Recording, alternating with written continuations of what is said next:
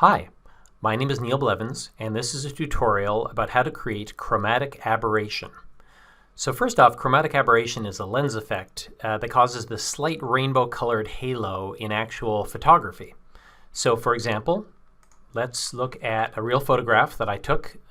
This is of a toy robot, and from this distance it looks totally normal, but when you zoom in, you see that there's this interesting sort of edge effect going on. So you can see that these surfaces here have this little bit of purple glow, and the surfaces that are kind of facing this way and down have this sort of bluish glow.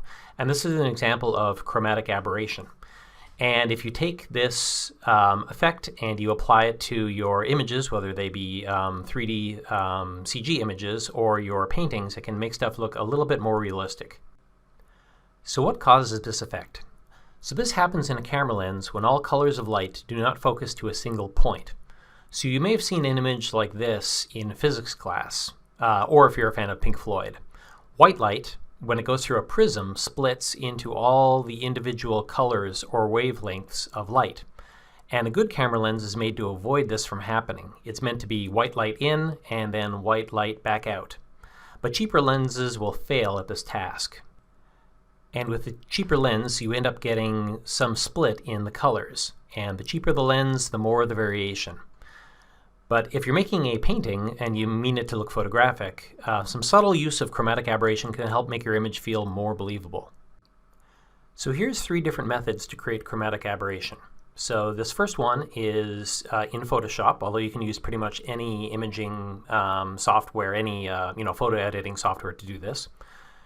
And it involves messing with the channels of your image. So what I'm going to do is go to the channels palette here, and you can see that there are red, green, and blue images that when you add them together form your RGB image up here. So I'm going to go to just the red channel. I'm going to select everything, and then I'm going to move the channel up and to the left very slightly. Then I'm going to go to the blue channel, and I'm going to do the same thing, except I'm going to instead move it down and to the right. And I'm using the move tool for that. I'm using the arrow keys on the keyboard just to move it ever so slightly. And then if we go to the RGB image and we look at it, you can see that little rainbow effect happening at the edges. And I did this on a layer copy, so let me just show you the original one and then the new one. And from really close, it's really obvious, but from further away, it's less obvious, but just adds, again, a little tiny bit of that photographic realism. So method number 2 involves a filter inside of Photoshop. So I made a second layer here, which is the same as the first one, and let's zoom in a little bit. And then if you go up to Filter, Lens Correction, you get this thing here. And then go to Custom.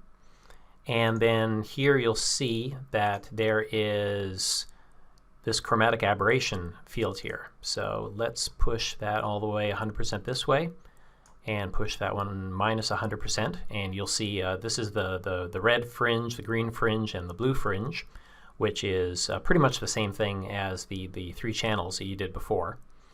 And then let's hit OK. And now this one is far more subtle than the channels method, but you can see again it's adding just that little bit of extra fringe to the edge of your image. And method number 3 is using a piece of software called Red Giant PhotoLooks. And this is my favorite method of doing chromatic aberration.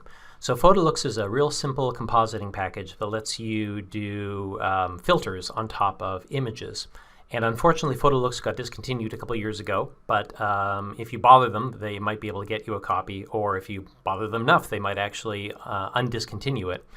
Or you could also use Red Giant Looks, which is made by the same company, has the same stuff, but is used inside of Adobe After Effects.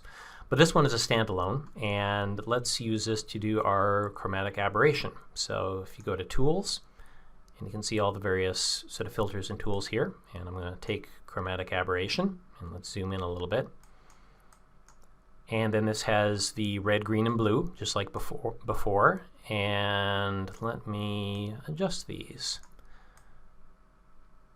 And there you go. So let me turn on and off so you can see that's without and that's with. So look down here. That's without and that is with. And because this is done in real time, and it's really easy to see what the results are, I took a bunch of photographs and looked at the chromatic aberration in them, and then matched it using this so that the values I would get would be more realistic. And the nice thing about this is that all of the filters that you put down here, you then save out as a file, which then you can run any image through. And so the advantage that has over the Photoshop method is, like, let's say you're in Photoshop and you use that filter in Photoshop method, method 2 that I showed you, and then you want to change the underlying image. You then have to reflatten the image, and then you have to go and redo those filters, and you have to remember what values you assigned in those filters. But with a program like this, you don't have to do that. All the different things you put in here, like, it'll probably be a chromatic aberration and a glow and a couple of other things, all those values here are saved as part of your flow, and then you can apply it back to your image. So it's a much simpler process of taking your image, dropping it in here, rerunning this by just hitting go, and you get your final image again without having to do a whole lot of tweaks. And I really like that kind of workflow, the procedural workflow, much better than the Photoshop workflow. So one final note, the key with using this technique is subtlety. So like lens flares, this technique has been overused a whole lot, and it causes some people to completely hate the technique. But if you use it with finesse, you can add some really nice realism to your images. As an example of going too far, a number of years ago there was this awesome artist / comedian called Mr. Concept Art, who poked kind of soft fun at the concept artists and hobbyists who were overusing certain effects, including chromatic aberration. And here's an example of their work. And so I'm just pointing this out because I want to point out that this is way too much chromatic aberration for any serious image. I mean, it's awesome here because it's trying to prove a point. But as far as if you wanted to use chromatic aberration for an image that you're handing to a client that's supposed to be serious, this is way, way, way too much. So make sure you don't overdo it, and a little goes a long way. So just to end on a more subtle note, here again is the original image. And then here is what I would consider to be the right amount of chromatic aberration. So if you zoom in a lot, you'll see that it's definitely there. But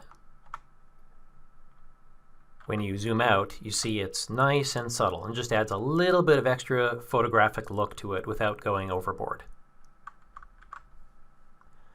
So thank you very much for watching. I hope you found this useful. Please visit my website, neilblevins.com, and go to the CG Education section for a whole lot more tutorials about various subjects.